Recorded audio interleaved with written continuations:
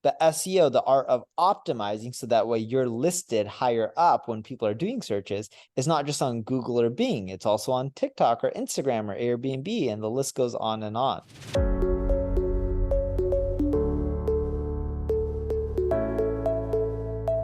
Welcome to another amazing episode of the Tech Business Roundtable podcast, brought to you by Equa.tech, the leader in digital marketing for tech companies. We want to first take a moment to thank you for sharing this podcast with your friends and on social media and helping us grow week after week. Meet our host of today's TBR episode, Ryan Davies. Ryan is the Director of Marketing of Equa.tech and is a dynamic leader in driving business transformation through technology. Over to you, Ryan. Welcome, everyone, to the Tech Business Roundtable podcast show. This is a podcast show dedicated to shining a spotlight on tech innovators, entrepreneurs, founders, and the compelling narratives behind the movements they've established. I'm your host, Ryan Davies, and I'm hosting today's discussion on SEO marketing for tech business with Neil Patel. Neil, thank you so much for joining us here today. Thanks for having me. Little bit about Neil, incredibly well accomplished. If there's somebody who is an expert in this area, this is our guy. He is a New York Times best-selling author. The Wall Street Journal has called him the top influencer on the web. Forbes, one of the top 10 marketers. Entrepreneur magazine says created one of the 100 most brilliant companies. Recognized as a top 100 entrepreneur under the age of 30 by President Obama.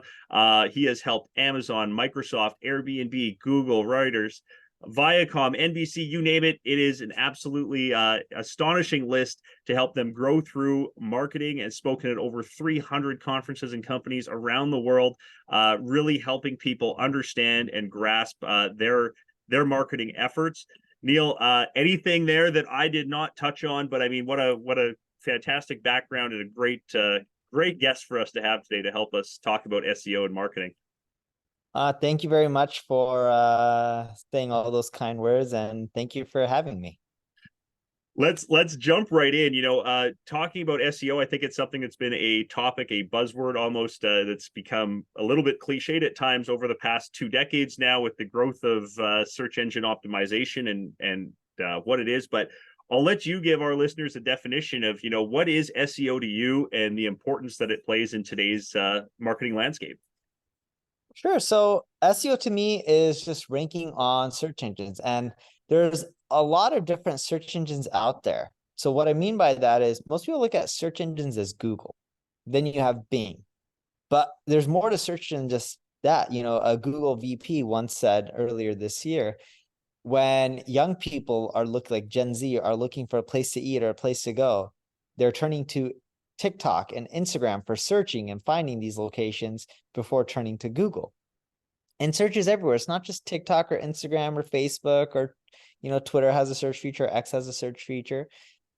Even if you have a rental listing on Airbnb, you're optimizing for their search. When someone searches for, they want to take a vacation in a certain city, and you have a listing, let's say you're a business that has rental properties, you want your listing to rank higher. So it's not only a search everywhere, but SEO, the art of optimizing so that way you're listed higher up when people are doing searches, is not just on Google or Bing. It's also on TikTok or Instagram or Airbnb, and the list goes on and on. So SEO has shifted to just being a Google thing to being on multiple platforms. I guess that's a huge thing to consider, right? Is that it used to be on the search engine portion of things, as that was what it was. Right now, the optimization is really where the key is to do that.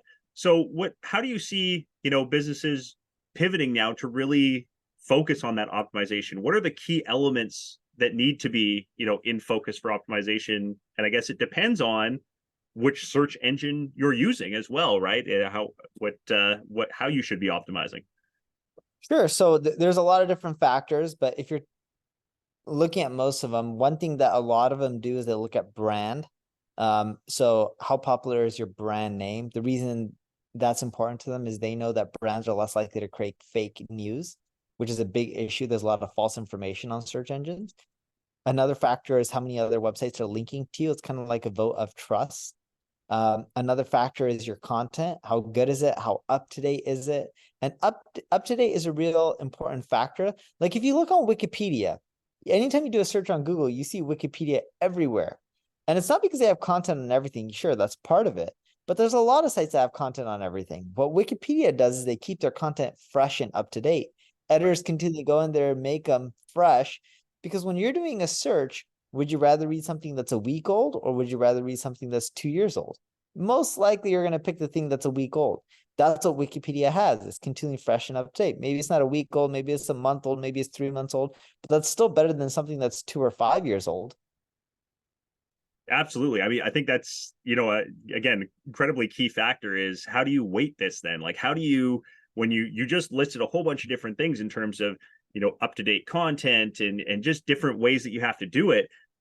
There's only so much time, energy, resources that you can put towards different things. Do you have things that are, hey, this is what's most important? Or is it, as long as you've got that up-to-date content, and you're staying relevant, that's what's going to kind of be the deciding factor, a key push?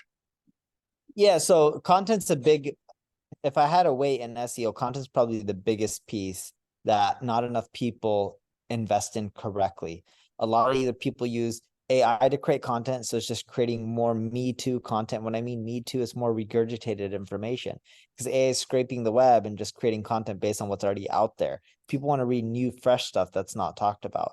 The next thing with content is people want up-to-date content. So you have to look at what content is stale and needs updating. And the biggest way to figure out what content you should keep up to date most frequently, you go look at what pages are driving your traffic and driving your conversions. So your analytics will tell you where your conversions are coming from, like Google Analytics. And then on the flip side, Google Search Console shows you what pages are getting what traffic, and you can compare them. All right, how did this page do today versus 12 months ago or 3 months ago? And it'll show you all the pages that are declining. The ones that are declining, those pages that are driving the traffic, and based on what's driving conversions, based on what your analytics are telling you, those are the pages you should update more frequently. Be like, all right, I'm losing rankings because it's not as good as the competition. Well, let me search for what the keywords that this page is ranking for, which Google Search Console shows you, and see who are the people ranking above me. What are they doing in their content that we're not doing? Why is theirs ranking better than us? How is theirs more beneficial to a user than ours? Asking these questions will help you figure out and determine what you need to do to improve your content. And that's a big thing that a lot of companies just don't do a good job on. It's not rocket science. It's a lot of manual grunt work. Sure, you can use AI to help you with some of the processes, but you still need a human to go out there and create something that's new, unique, and what a lot of content lacks is what Google calls EAT, right? Experience, expertise, authority, and trust. That's what EAT stands for. And they want you to include that kind of stuff in your content. So a great example, let's say if you're a medical company and you have this cancer drug, talking about, and I know there's laws against medicine and what you can or you can't say out there, but creating content that's medical related, kind of like WebMD, is great. But if you're a cancer patient and you've gone through chemo, you've taken medication, and you're sharing your story and your experience on what it's like with the drug and how it makes you feel and the ins and outs and the hard parts and the good parts and the emotional roller coaster, that's a unique type of content that would be hard for AI to write. They can make it up, right? But it's not necessarily going to be accurate. You sharing your own experience is a very unique perspective that a lot of people would want to read. And that's a great call out. I mean, you really need that authenticity and that, like you said, that experience, those pieces that are there. That just feeds right into that last part of trustworthiness too, right? So if you've got something where you're proving results, you're showing what you do, and you're, that you can get that third party feel to it as well in terms of testimonials or exactly that, the results. Huge piece for people to play in there. You mentioned AI, and I'd love to touch on that a little bit. What do you think AI's impact is going to continue to be? I mean, it's already started to shape the space. Again, Google needs to see original content. They want to see what you're doing, not just you're really great at Control C and Control V and copying somebody else's expertise, but that it's original experiences and original content. ChatGPT, things like that, just scrapes, as you mentioned, that information. But what do you think AI's impact is going to be over time here on SEO and how that impacts rankings and people's ability to be seen? Sure. So when you look at AI, a lot of people are like, SEO is dead. They're worried that when you do a search, Google's just going to give you the answer. And they're going to give you an answer for a lot of stuff. But they've been doing that for many years. 2 + 2 = 4. What's the weather in Los Angeles, California, or Las Vegas, Nevada? They give you the answer. Fast, if you go back in time, 10, 15 years ago, maybe more like 15, if you typed in weather in Las Vegas, Nevada, you would actually then see weather.com, and then you'd click on the site, and then you'd go find the weather. Or you go directly to weather.com. Google eventually was like, wait, we should answer the question right then and there in our search results. And this affects some people's traffic. But according to Danny Sullivan, who's Google's search liaison, and he's been working there for a while now, he's specifically said Google has continually driven more traffic to websites each and every single year since its beginning. So even though a lot of the searches are resulting in no clicks or people not going to a site, Google's still driven more traffic to websites. Now with AI, I think that can change over time. Maybe you get less traffic, but Google can't just answer every question for you because not everything is black and white. On top of that, for a lot of categories like health and finance, they can't really answer a lot of the questions because they can't give you bad medical advice. Imagine you typing a question into Google and it gives you a medical answer, and you take their response and you do what Google says and you pass away, you die. It's a lawsuit waiting to happen. Google knows this. They know a lot of the information out there on the web is inaccurate. And I'll give you another example of this. Let's talk about COVID right now. I don't have the stats and the data, but I follow the stock market quite closely. If you look at the write-downs that Pfizer and Moderna and a lot of these guys are doing from their COVID vaccines, it's quite drastic. Why is that? It's the amount of people taking COVID vaccines has drastically reduced, right? I'm not talking, this is not opinions, this isn't politics, this is just pure data, right?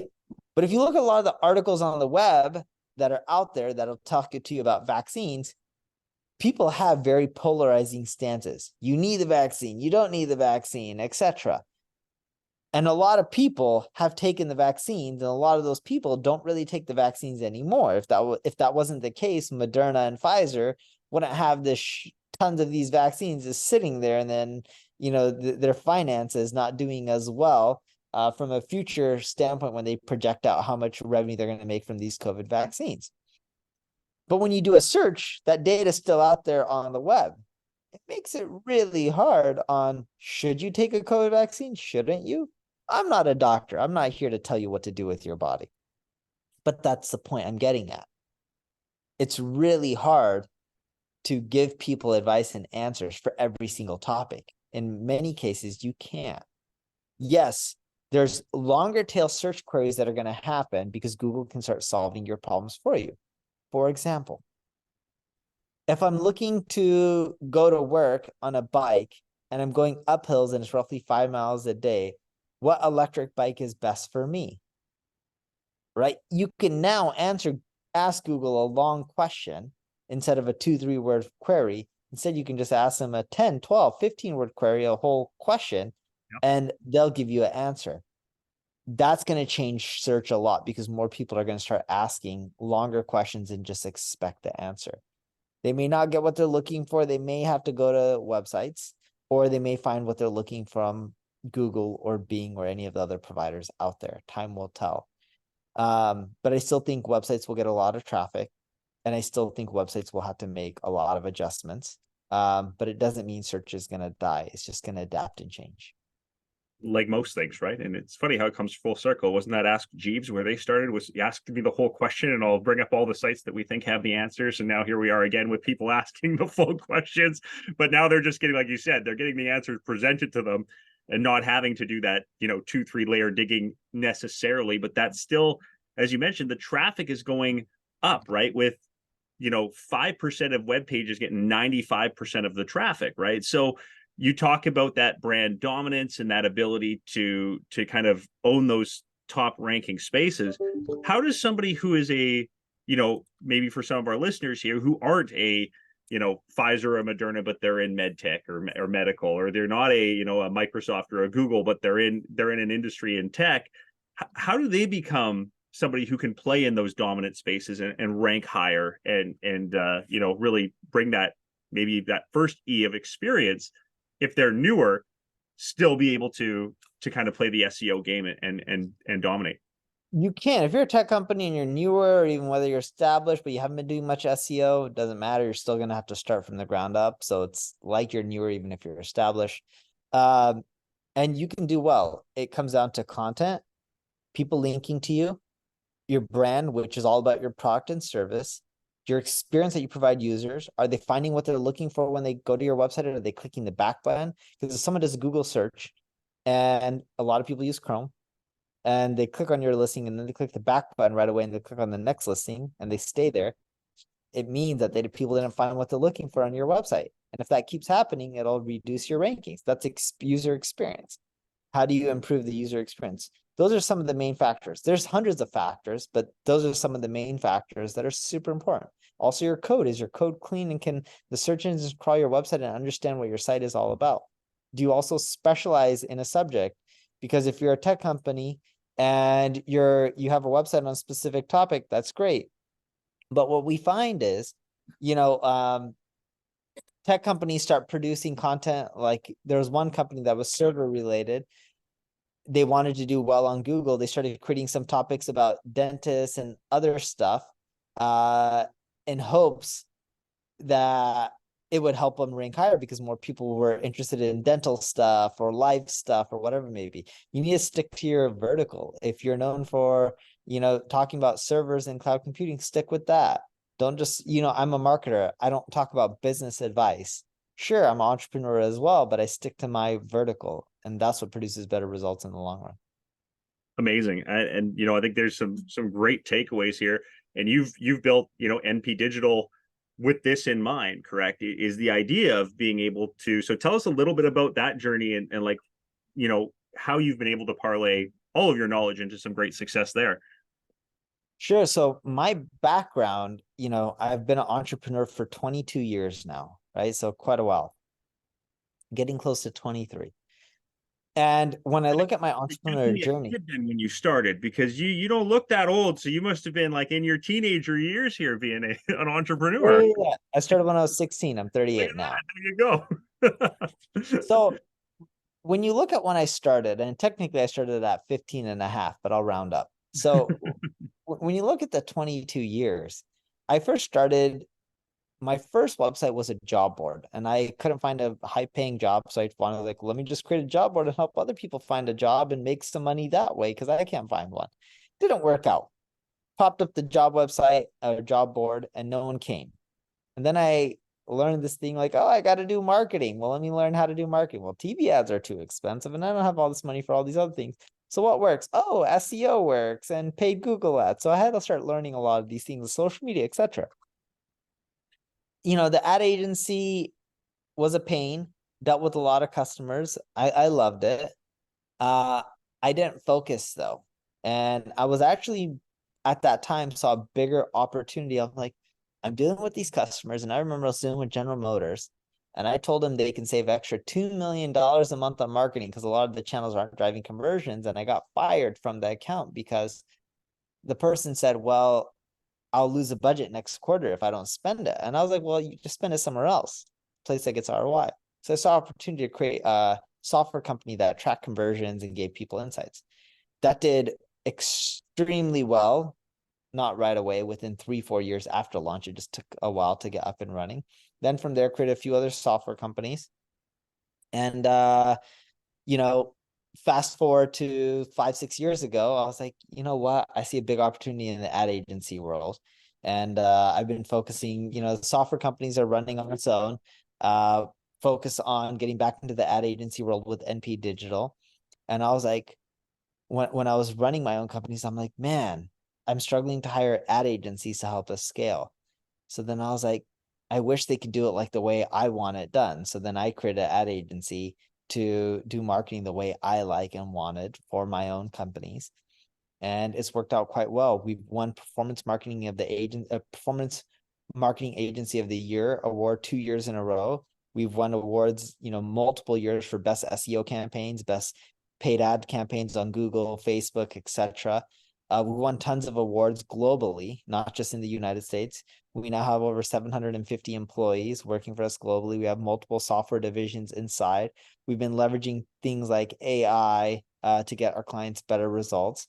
And we've been having a really fun journey. We're in, I think, 16 or 19 countries now, and we're still growing even in this bad market. Incredible. And with that in mind, I mean, so you've seen it time and again, tech company, whatever, like you said, big or small, new or old, whatever it is, and they are essentially lost, right? Hey, my marketing doesn't work. I have a website and it doesn't convert. I hear that all the time, right? Well, I'm on the web. How come I'm not, how come I'm not getting any traffic, or how come I'm not converting the traffic I'm getting? When you're talking table stakes and somebody to get started here, what do you think are the key things to be able for people to recognize and know so that they can start this journey and start this process to growth? Yeah, so I'll actually give you one tip, which is where people should start if they already have a website, but they're not getting the results they want. So if I was a website owner, I would actually use tools like Crazy Egg that show me how people are interacting with my pages in a visual heat map. They'll show you where they click, where they don't, where they're getting stuck, where they're dropping off, how far they're scrolling.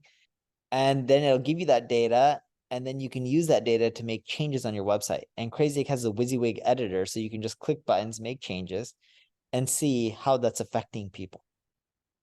From there, those tests will tell you, did it drive more leads, more conversions? It did better for mobile or desktop or this region or this traffic source. And then you can figure out how to fine tune from there. But you need to first see where people are getting stuck and what issues they have before you start making adjustments. It's not about your gut. It's about data, right? Because sometimes your gut can lead you in the right direction and sometimes it can lead you in the wrong direction. Some things that are common sense don't always produce the best conversions. For example, most people think if your form fields are shorter and on one page, you're better off.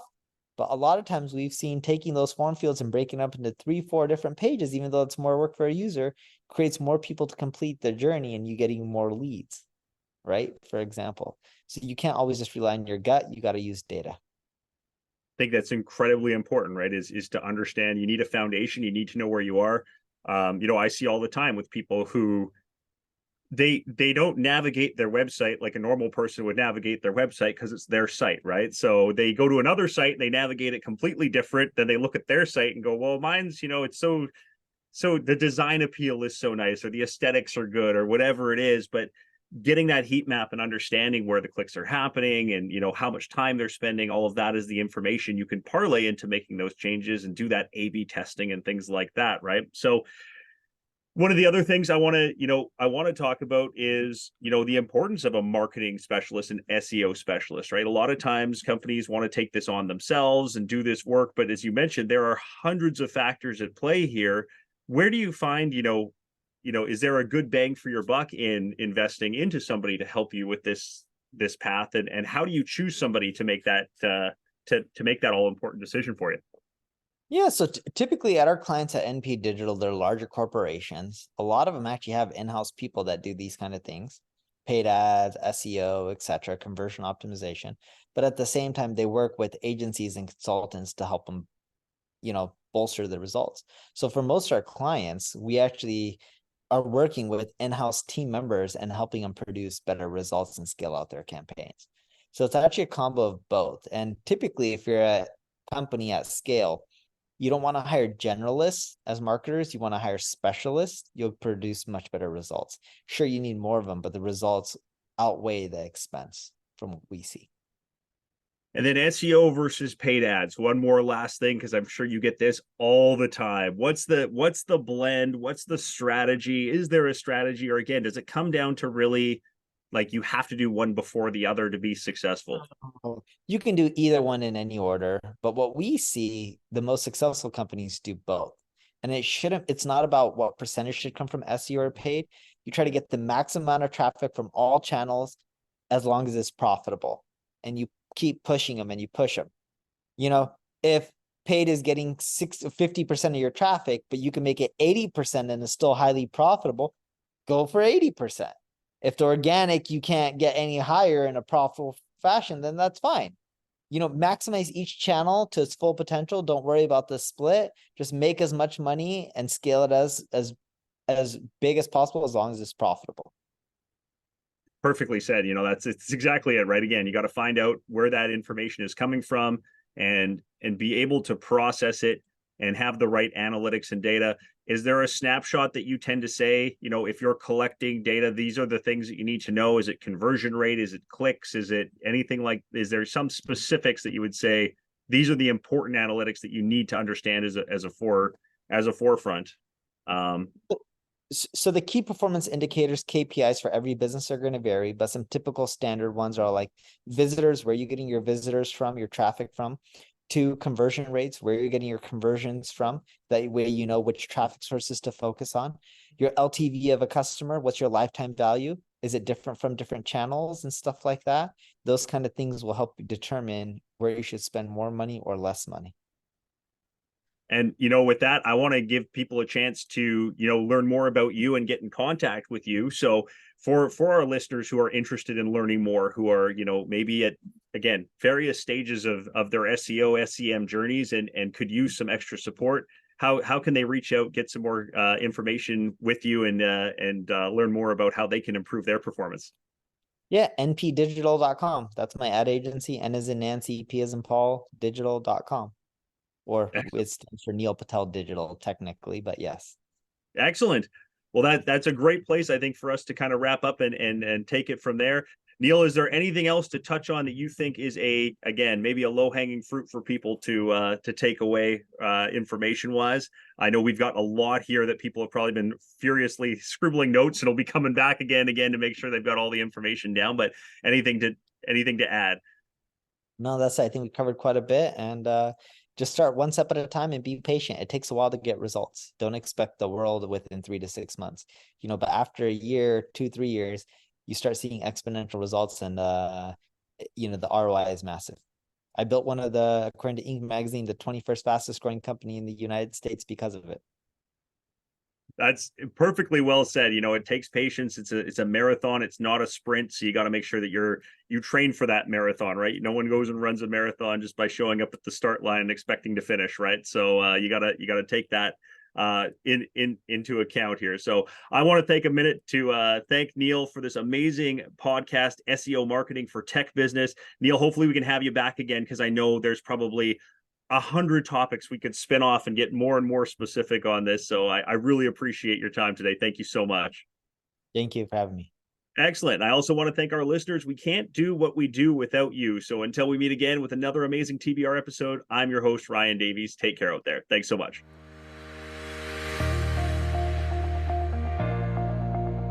Thank you, Ryan, for this amazing episode.